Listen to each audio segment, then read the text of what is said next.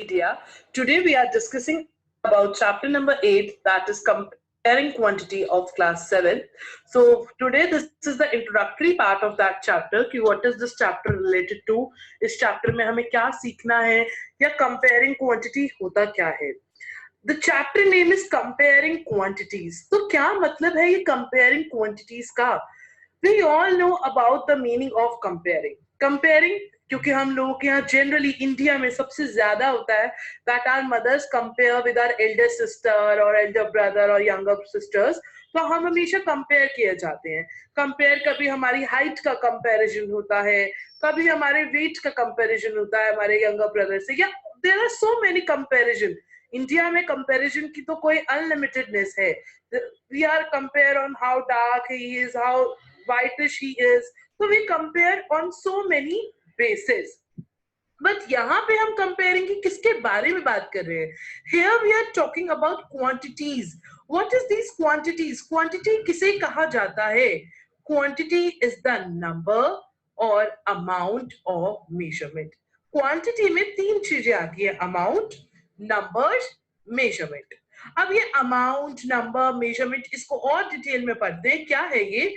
देखो, number can mean any form. अगर हम कंपेयर कर रहे हैं यहाँ पे, तो जो भी हम यहाँ पे कंपेयर करना सीखेंगे, it can mean any form. It can mean fraction, it can mean decimal में हो सकता है, like I am comparing 1/2 with 2/1, और I am comparing it whole number with a fraction, या हम एक फ्रैक्शन और एक परसेंटेज को कंपेयर कर रहे हूँ. तो it can be form in any number. किसी भी तरह के नंबर में हम उसको कंपेयर कर सकते हैं. And amount is like we are comparing the cost, कि इस प्रोडक्ट की कितनी कॉस्ट है या उस प्रोडक्ट की कितनी सेलिंग प्राइस है. तो when we are comparing an amount और number. And the last is the measurement. Measurement means when there is some unit, like there is a unit of when we are comparing two heights, तो दोनों की unit आ गई centimetre centimetre. या अगर हम पैसों में बात करें तो हमारे रुपीस या पैसे आ जाते हैं. मनी की बात करें या लेंथ की बात करें, it can mean centimetre, metre. तो yes, now let's study that how we can compare these quantities. So there are two ways to compare these quantity. One is by subtracting and another is by dividing. But make sure जब हम compare करें quantities को, तो जो अगर वो measurement में है, अगर उसमें कोई यूनिट्स दी हुई हैं, तो it should be same. Because अगर यूनिट्स अलग अलग हुई, then we can not compare these two things. जैसे अगर मैं आपको एक एग्जांपल की बात करूं, if I take a height of one person, suppose a की हमने हाइट ले ली एंड बी का हमने वेट ले लिया, तो इज इट पॉसिबल कि हम उसको कंपेयर कर सके? क्योंकि कंपैरिजन का जो बेसिस है वही गलत है. हाइट जो होगी वो सेंटीमीटर में होगी और वेट जो होगा आपका केजी में होगा. तो then it is not possible to compare these two things. There is other different things. तो जब भी आप कंपेयर करेंगे और अगर उनमें यूनिट्स हो, अगर नॉर्मल नंबर है तो हमें ऐसा कुछ देखने की जरूरत नहीं है, because number can be expressed in any form. It can be in percentage, it can be in fraction. But when we are comparing it in a measurement, the unit should be same. Now we are talking about कि कैसे हम compare करें. The first method is like your subtraction. इसको एक example से समझते हैं. Suppose आपके पास 7 candies हैं and मेरे पास 10 candies हैं. ठीक है? You have 7 candies and I have 10 candies. देखकर पता चल रहा है कि that I have more candies. As I have 10 candies, तो मेरे पास ज्यादा है. But if I ask you how much, कितनी ज्यादा मेरे पास आपसे क्वांटिटी है, कितनी ज्यादा आपके पास मेरी क्वांटिटीज है, तो then we are subtracting. Now how can we subtract 10 minus 7, that is your 3. तो I can say कि मेरे पास आपसे 3 कैंडीज ज्यादा है, जो मैंने कैसे निकाला? Subtracting के through, जो हम बचपन से करते आ रहे हैं. Now the another method is your division. अब डिवीजन से कैसे, इसको भी एक एग्जांपल से समझते हैं. जैसे हियर कपिल एंड पूजा ने दोनों ने जूस ड्रिंक किया. ठीक है? दो both have drink a juice and Kapil ने 400 ml किया एंड पूजा ने 200 ml जूस पिया. अब देखकर हमें साफ पता चल रहा है दैट कपिल ने ज्यादा पिया है. बट इफ आई से हाउ मच, तो देखो एक तो वही पहला वाला तरीका है that you can subtract 400 minus 200, that is your 200 ml. But another method is your division method, जिसके बारे में हम यहाँ बात कर रहे थे.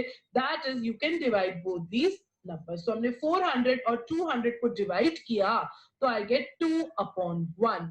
तो ये 2/1 का क्या मतलब है कि कपिल ने 2 टाइम्स ज्यादा जूस पिया पूजा से. He drank 2 times more. अब इन्होंने 2/1 को एक नीचे एक डिफरेंट तरीके से लिखा हुआ है 2:1. तो ये 2:1 या ये क्या है 2:1 या ये हमने कैसे हमने ऑल्दो हमने 6th में थोड़ा बहुत पढ़ा था, but what is this will discuss in next slide. So अगर हम कंपेयर कर रहे हैं डिवीजन के थ्रू, then we are saying that हम कंपेयर कर रहे हैं through the method of ratio. And what is this ratio? ये रेशियो होता क्या है उसके बारे में समझते हैं. रेशियो मतलब कि जब हम दो या दो से ज्यादा नंबर्स को या दो से ज्यादा क्वांटिटीज को कंपेयर कर रहे हैं.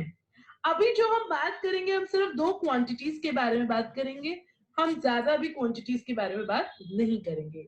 ठीक है. अब रेशियो का मतलब यह है कि जब आपने दो क्वांटिटीज को कंपेयर किया या दो नंबर को कंपेयर किया, आप दो से ज्यादा भी कर सकती हैं. ठीक है. बट रेशियो के लिखने के 3 तरीके हैं. वो कैसा है? सबसे जो नॉर्मल मेथड जो हम ज्यादातर देखते हैं वो है बाय द कॉलन मेथड. जैसे हर एक जैसे आप परसेंटेज का देखते हैं उसका एक सिंबल है, इसी तरीके से रेशियो का एक सिंबल है, दैट इज कॉलन. जो हम इंग्लिश में 2 डॉट्स होती हैं उसे हम कॉलन बोलते हैं. तो एक तरीका है कि आपके पास कोई भी नंबर उसे हमें रेशियो में लिखना हो तो हम उनके बीच में कॉलन का साइन लगा देते हैं, जिसे हम बोलते हैं रेशियो का symbol. That is 1:5. Another way is that you can write it in a fraction form. जो 1 है उसे हम न्यूमिनेटर में लेंगे and 5 को हम लेंगे डिनोमिनेटर में. तो another way is 1/5. That is a fraction form.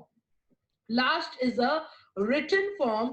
Written form मतलब जब हम कॉलन की जगह या रेशियो के सिंबल की जगह हम TO2 लगा दे. जैसे यहाँ पे हो गया 1:2:5. TO वाला 2 है तो इसे हम बोलते हैं, हमने इसे वर्ड में लिख दिया या you can say in a written form. जरूरी नहीं है कि दैट रिटन फॉर्म का मतलब है कि आपको 1 की स्पेलिंग लिखनी होगी ONE1 या 5 की FIVE. It means that you are using 2 is your word, इसलिए हम बोलते हैं हमने उसे वर्ड फॉर्म में या फिर हमने उसको एक रिटन फॉर्म में लिख दिया. तो there are 3 ways to write a ratio.